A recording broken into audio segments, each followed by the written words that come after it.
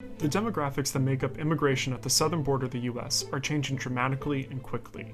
Once predominantly made up of single adults from Mexico looking for economic opportunities, the new waves of immigrants coming in through the border are now composed of mostly families seeking asylum.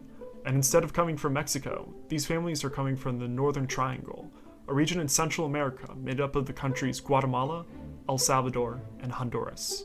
You can see this in something like border apprehension rates. At the US border with Mexico, between 2007 and 2010, under 200,000 migrants from the region were apprehended at the border. But in 2019 alone, it was over 600,000. And upon closer inspection, we can see that more and more family units are coming from this region. Of the nearly 500,000 family units apprehended in 2019, 90% of them came from the Northern Triangle. With the new administration coming in with promises to change policy towards immigration from this region, let's take a look at why this change happened and the plans for the new administration.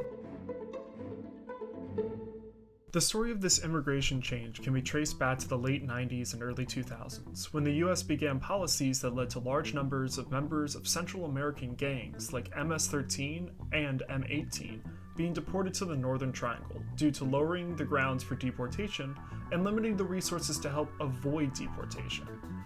And these were not small numbers either.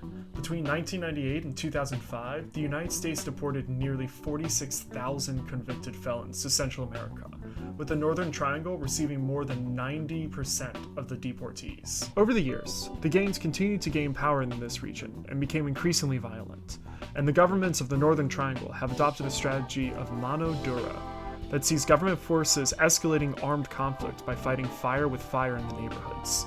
It's no surprise, with guns being shot so often, many from the region have decided to leave.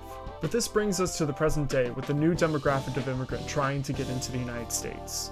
From 2016 to today, the Trump administration has directly targeted families seeking asylum and put policies in place that make it much harder for asylum to be granted when coming from these regions.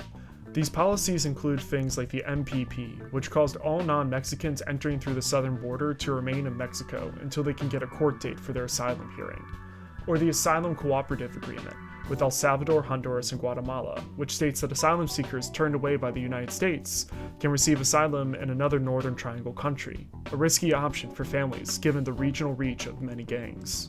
These policies together make getting asylum harder on those who need it most.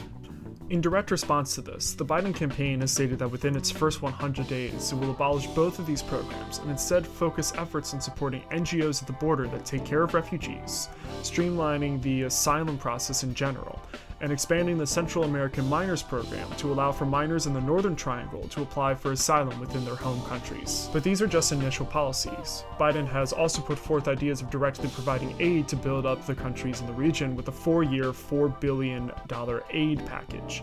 He believes that by helping these countries financially and giving economic encouragement for progress in, quote, gang and gender-based violence, improvements in legal and educational systems, and implementation of anti-corruption measures, among other things, the US would be able to directly support improving root causes to the immigration change. But besides this, Biden has spoken little about how the region will go about doing these things and what role the US will play in policy procedures in the Northern Triangle. Overall, Biden's plans look promising and will be a welcome change to asylum seekers. But not all the details are worked out, and the future of the crisis at the US border and within the Northern Triangle remains unknown.